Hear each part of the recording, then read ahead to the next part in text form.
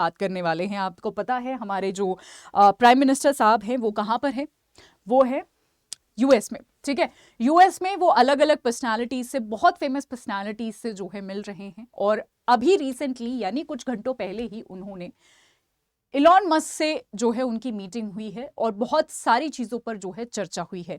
आज के सेशन में हम वो सारी फाइंडिंग, सारी चीज़ें जानेंगे जिन पर जो है चर्चा हुई है और क्या क्या जो है हमारे यहाँ पर हमें फायदे होने वाले हैं, उन सब मुद्दों के बारे में भी देखेंगे। शुरू करते हैं बिना किसी देरी के। तो आप यहाँ पर सीधा सीधा देख सकते हैं प्राइम मिनिस्टर नरेंद्र मोदी जो है न्यूयॉर्क पहुंचे और उन्होंने जो है, आप सभी को पता है, वो यहाँ पर रहने वाले हैं 21 से 24 जून तक। इस दौरान जितनी भी डेवलपमेंट्स होती रहेंगी, इंडिया जो भी साइन होते हैं हमारे, जो भी चीजें होती हैं, वो सारे डेवलपमेंट्स मैं आपको बताने वाली हूँ। ठीक है, उसके बाद ये मिले टेस्ला के सीईओ, आप सभी को पता है, इलॉन मस्क। और इलॉन मस्क से जब मीडिया ने पूछा तो बहुत ही तारीफ उन्होंने मोदी जी की करी। इनफैक्ट ये बोला कि I am a fan. Again हम उधर नहीं जा रहे हैं, बट हमें जो मेन मुद्दा है वो ये होना चाहिए हमारे लिए कि हमारे देश के लिए हम लोग वहां से क्या लेकर आ रहे हैं, क्या डील्स लेकर आ रहे हैं, वो हमारा मेन मुद्दा होना चाहिए और उसी के बारे में मैं बताने वाली हूं। जब उनसे ये पूछा गया कि अगर क्या टेस्ला इंडियन मार्केट में एंटर कर सकता है, एंट्री ले सकता है। एक्चुअली ये देखो, ये पहली बार ऐसा डिस्कशन नहीं हो रहा है कि टेस्ला को इंडिया में आना चाहिए। पहले भी ऐसे बहुत सारे डिस्कशंस हो चुके हैं कि टेस्ला इंडिया में आने वाला है, आ सकता है, ये सारी चीजें जो हैं हो चुकी हैं। ठीक है, बट प्रॉब्लम क्या है? प्रॉब्लम आ जाता है टैक्सेशन का। ये लोग जो हैं, टेस्ला और जो भी ये लोग जो हैं, ये लोग चाहते थे कि टैक्सेशन, इंपोर्ट जो होता है उस पर जो टैक्सेशन है वो हम थोड़ा कम कर दे, टैक्सेशन पॉलिसीज थोड़ी सी रिलैक्स कर दे। और ये लोग पहले टेस्ट करना चाहते थे कि अब हम जो है आपके मार्केट में आके टेस्ट करना चाहते हैं कि हमारी गाड़ियां कैसे काम करती हैं वगैरह वगैरह, राइट। बट वो सब चीजें जो है हमने नहीं अलाउ होने दी, और अपने अपने रीजंस होते हैं। थोड़ा सा हमेशा एक टैक्सेशन को के मुद्दे को लेकर जो है कहीं ना कहीं एक क्वेश्चन मार्क रहता था, बट अभी चीजें और थोड़ी पॉजिटिव दिख रही हैं। ठीक है, पूरे ग्लोबली अगर हम देखें तो थोड़ी जो है चीजें जो है बेटर दिख रही हैं। तो उन्होंने जब इलॉन मस्क से पूछा गया कि Tesla will enter Indian market, if Tesla will enter Indian market, Musk ने बोला He is planning to visit the country next year. Next year वो हमारे देश में आने का सोच रहे हैं, and I am confident that Tesla will be in India and will do as soon as humanly possible. ठीक है, और मैं कॉन्फिडेंट हूं कि टेस्ला जो है वो इंडिया में होगा as soon as humanly possible. ठीक है, तो एक काफी बड़ा पॉजिटिव साइन है जो दिया है। ठीक है, और उसके बाद फिर आप देख सकते हैं that I thank prime minister उनके सपोर्ट वगैरह के लिए। अगेन हम इसमें नहीं जा रहे हैं। ठीक है, अच्छा, एक और अलग वीडियो में उन्होंने ये भी बोला कि जो है जो पीएम है, he really cares for India. और इन्होंने ऐसा इसलिए बोला क्योंकि जब ये जाते हैं तो अपने इन्वेस्टमेंट की, कि इंडिया में क्या इन्वेस्टमेंट होने वाला है और ये सारी चीजें इनकी बातें करते हैं। इसी को मद्देनजर रखते हुए इन्होंने बोला है कि he really cares for India. और उसके साथ साथ ये भी बोला है, आई एम श्योर ये आपने काफी ज्यादा ट्विटर और न्यूज पे सुन ही लिया होगा, I am a fan of Modi, he said, right. चलिए, आप सभी को पता है कि हमारे जो प्राइम मिनिस्टर गए हैं वो इनके अलावा बहुत सारे ऐसे लोगों से और मिलने वाले हैं, बहुत सारे नोबेल लॉरेट से मिलने वाले हैं, इकोनॉमिस्ट से मिलने वाले हैं, बहुत सारे artist, scientist, scholars, entrepreneurs, academicians, health sector expert, सबसे जो है यहाँ पर मिलने वाले हैं। आप यहाँ पर नाम भी देख सकते हैं। अच्छा, अब मैं एक अलग एंगल यहाँ पर डिस्कस करना चाहती हूँ, बड़ा ही दिलचस्प एंगल, कि ये सारी चीजें अचानक से ऐसे कैसे पलट रही हैं। ये वही यूएस है, हम उसी यूएस की बात कर रहे हैं जिसने, अगर आपको याद हो, कारगिल वॉर हो, बांग्लादेश लिबरेशन वॉर हो, 1971 का टाइम हो, जब हमें जीपीएस देने से मना कर दिया था। और इनफैक्ट हमें जो है न्यूक्लियर की भी धमकी इन्होंने दी थी। 1971 के आसपास की मैं बात कर रही हूं, जब न्यूक्लियर की इन्होंने हमें धमकी दी थी कि हमें मजबूरन जो है न्यूक्लियर अटैक आप पर करना पड़ेगा। वो तो रशिया की वजह से इन्होंने नहीं किया, ये भी हमें पता है।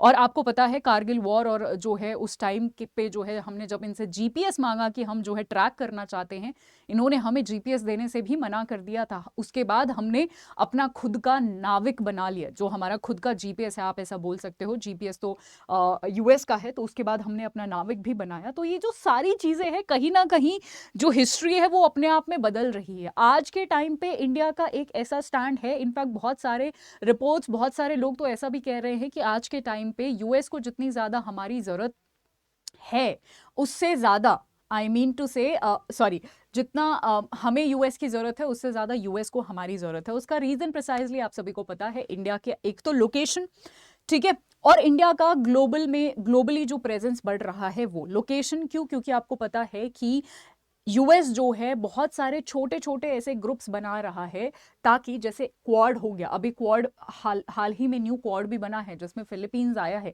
तो ऐसे छोटे छोटे ग्रुप्स बना रहा है। उसका रीजन एक ही है, चाहे रशिया हो चाहे चाइना हो।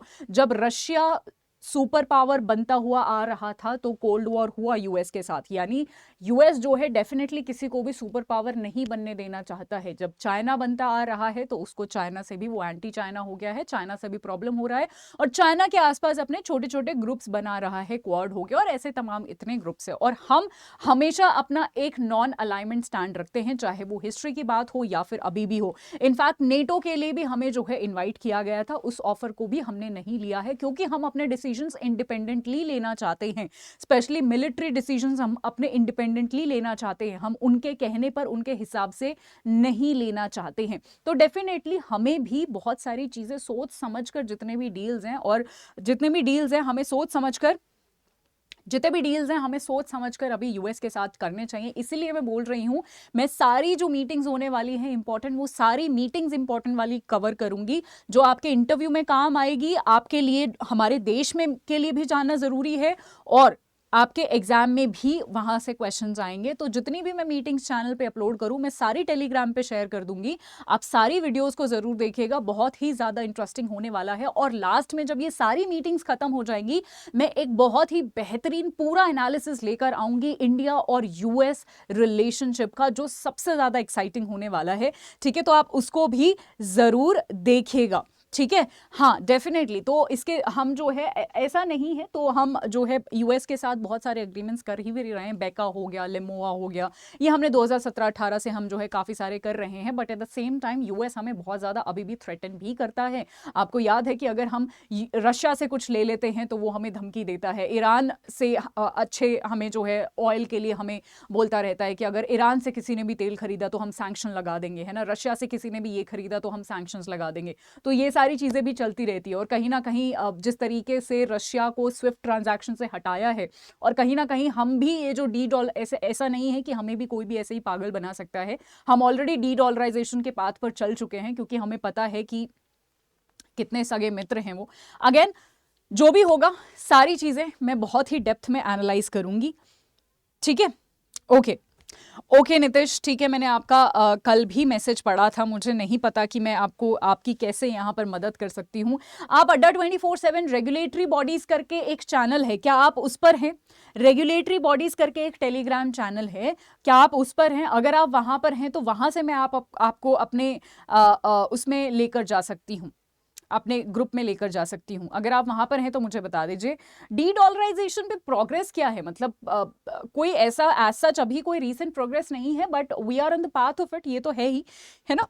चलिए, अब मैं आपको यहाँ पर एक गुड न्यूज शेयर करना चाहती हूँ। अच्छा, ये एक मैप मैं आपको बताना चाहती हूँ, ये ग्लोबल नॉर्थ और ग्लोबल साउथ का मैप है, ध्यान से देखिएगा। ग्लोबल नॉर्थ ये वाला एरिया है, ग्लोबल साउथ आप यहाँ पर देख सकते हैं। ये जो हम इनके बीच में, इन दोनों ही एरियाज के बीच में ये जो एक डिस्टिंग्विश, ये जो एक डिफरेंस है, वो डिफरेंस है हैव्स एंड हैव नॉट का। यानी ये वाली कंट्रीज हैं, इनके पास एक तो सीधा सीधा पैसा ज्यादा है, यानी इकोनॉमिक स्टेबिलिटी ज्यादा है, और पॉलिटिकल स्टेबिलिटी भी है, डेमोक्रेसी ले लो या इन सारे टर्म्स में।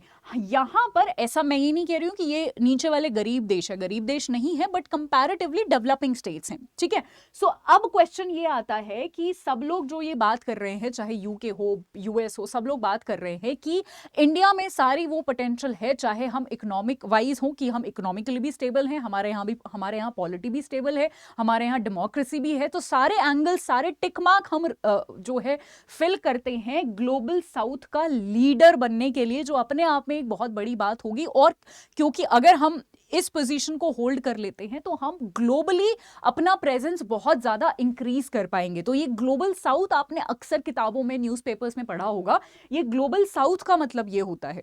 ठीक है,